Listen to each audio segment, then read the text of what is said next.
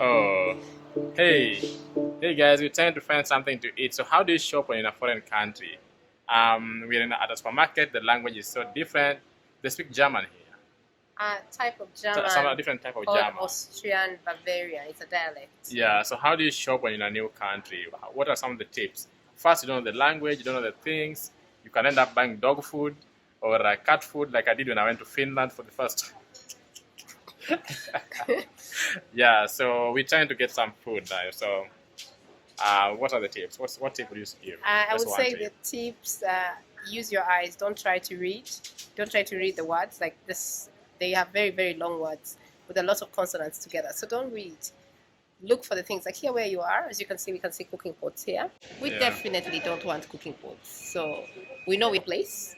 So we keep on walking and seeing around and seeing what to do. Anyway, you just need to be a bit smart. Sometimes you can ask if you completely, can't find it. Yeah.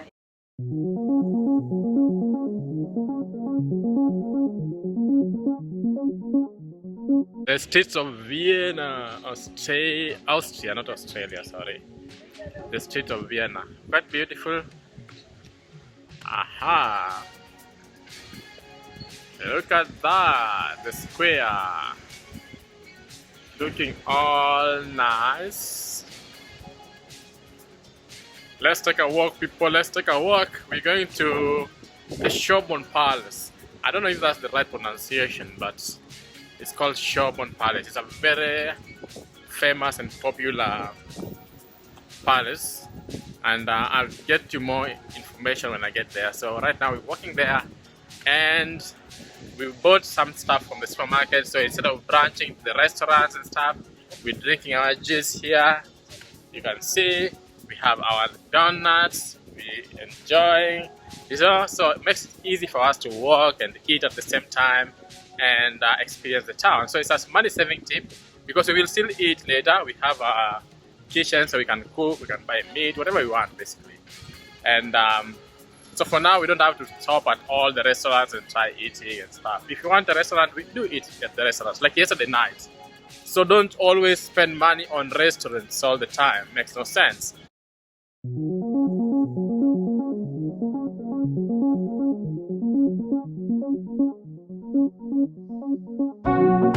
Hey guys, can you see the lights in Vienna?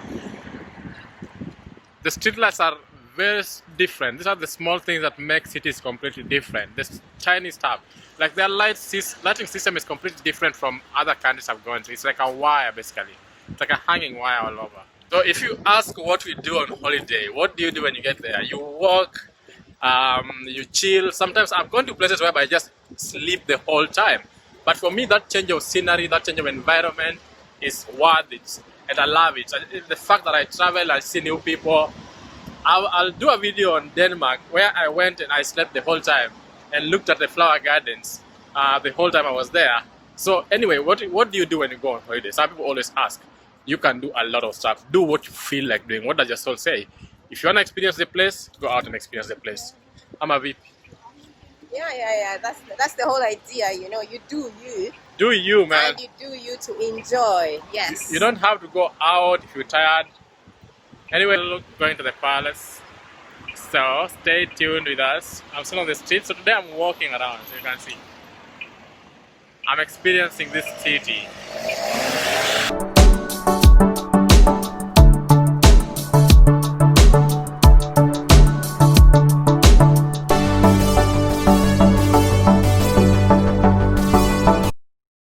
So we're still walking to the palace.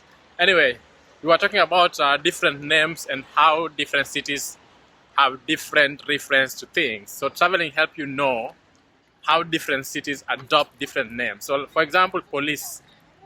So all over you always have police. Here we have Police. In Barcelona we had Policia. In other places you have police with an S. In other places you have polici. Which other ones? Politi. Politi. Oh, politi was it? Politai. Polizei. So a very simple name. And of course, You London how police. people, and of course London police. So every city have their way of referencing to this small stuff, and that's the beauty of traveling. You know, you see how people adopt very small stuff, how they adopt them and make them, you know, relatable to them. So you should always be uniquely you. Remember, be uniquely you. So we at the gallery, we heading to the palace very soon. Palace.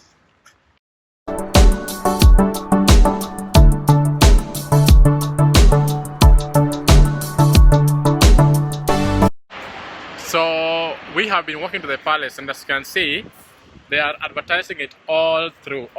So they have all these boards. It's a multi-dimensional board where they tell you what happened in the palace, the details about the palace, the Napoleon Fountain, for example, and they write in different languages, like you can see Japanese, Chinese, I think German. This side, I think you have the same languages, and they give you the details about the palace. So basically, they advertise before you get there. You already know about the palace, and they also have English down there if you want. Okay, here's the palace, the Schonbrunn Palace, the famous Schonbrunn Palace.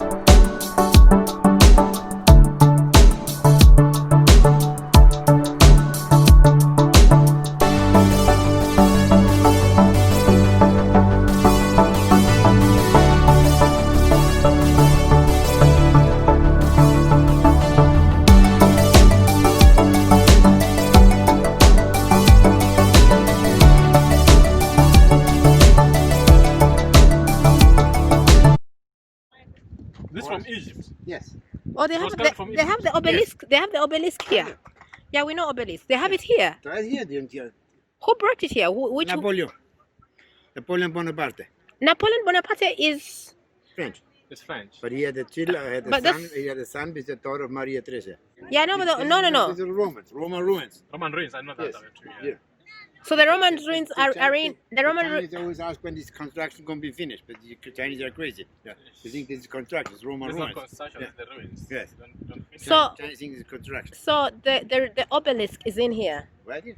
Here. So we can see Over it. there. Yes, we drive by. You go on the carriage within, this is the Palm House, is here. This is the zoo. The fountain is right back there. And this is the orangery, or the Roman ruins, and the obelisk. So it means actually I don't need to go this way. If I want to walk, I can just walk to the. You can walk where you want, you can walk out this way too. You're free. You're married now. You're free. I'm not married. Yeah, okay, no, you're free. Because if you're married, you're So not free. so married people are the ones who should not walk. It's like a jail, like prison for all. Yeah. When you said that Napoleon Bonaparte had a mistress here in Austria. He had a child, it's the daughter of Maria Theresa. Ah. Huh? He lived here for 2 years. For 2 Ah. years? Yes. Then he got beaten up from the Austrians. Ah. He lose the war.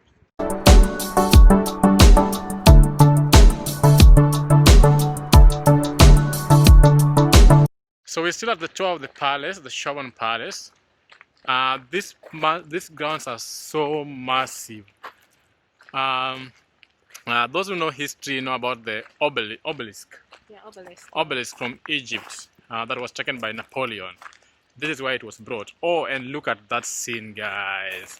We just discovered it with you right here on camera. Look at that. The Roman ruins. The Roman ruins were the other one, and then this were the other ruins. They're two ruins. They're two together. different ruins. Yes, yeah. The Roman Okay. ruins and the other one. There were two of them. And then if you want to show the back. So this is just the back of the palace, and this is just one section of it, one segment of it. It's so massive you can't capture it in one shot or a video. No, it's too big. These are all tourists just coming to see someone's home. So someone actually lived here. This place is bigger than a city, guys.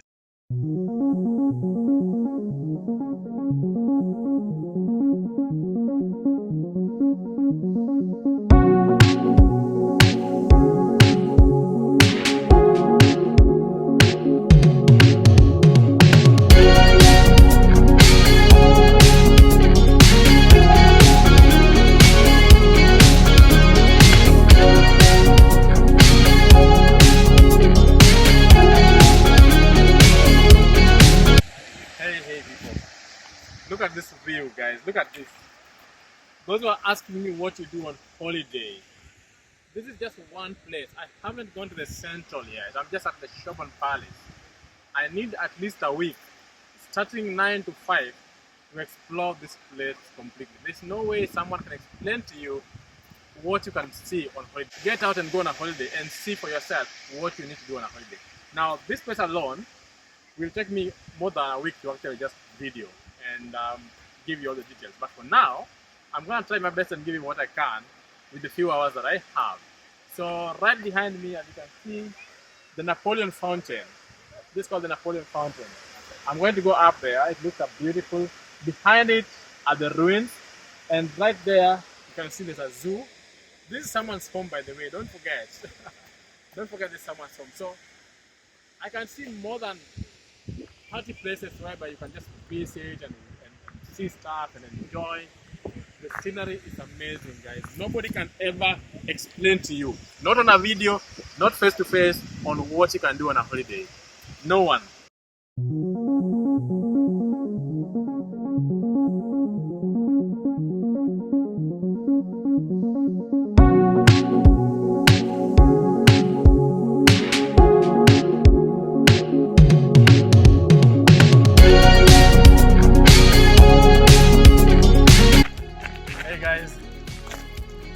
The palace is so massive. You're gonna have to run to get through to it. And I told you you need a week. So part of the palace is right up the hill. So I'm just jogging to go see it.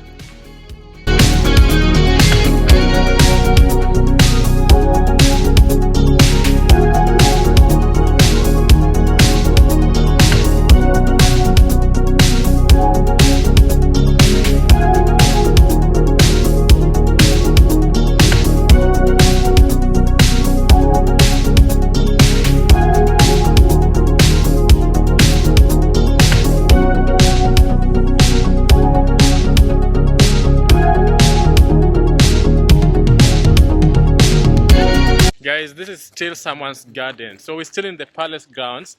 I'm so overwhelmed, I can't do so much in one day or in a few hours. I still have to explore the rest of Vienna.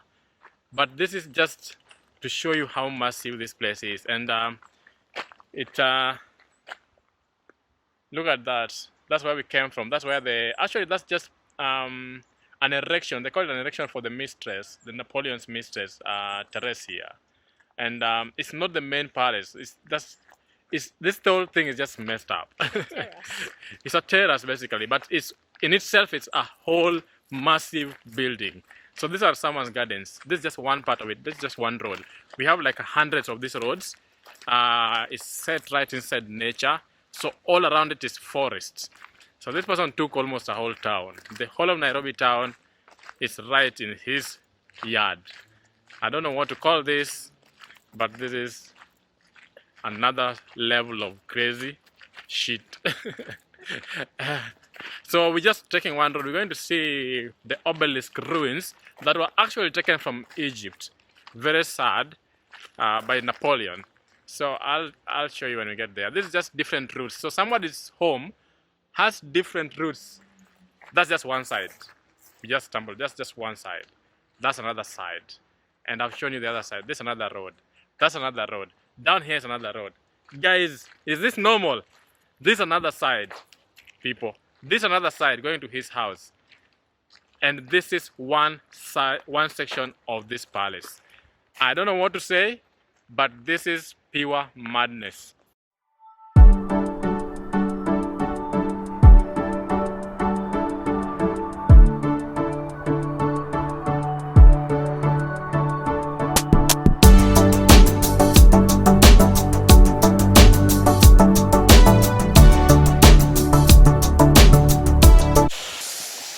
so here we are at the obelisk, like I promised.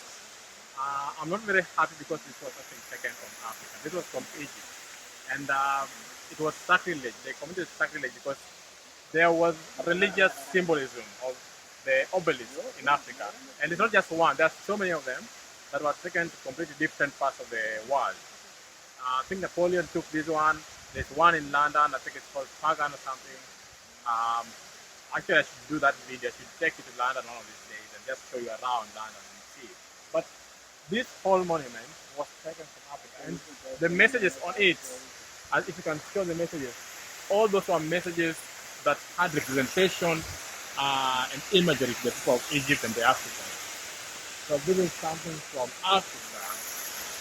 Not a very happy moment, but yeah, here we are. It's good to see these things. You also see them and what was done and how much pilfering these people did to our continent. This whole thing is from Africa.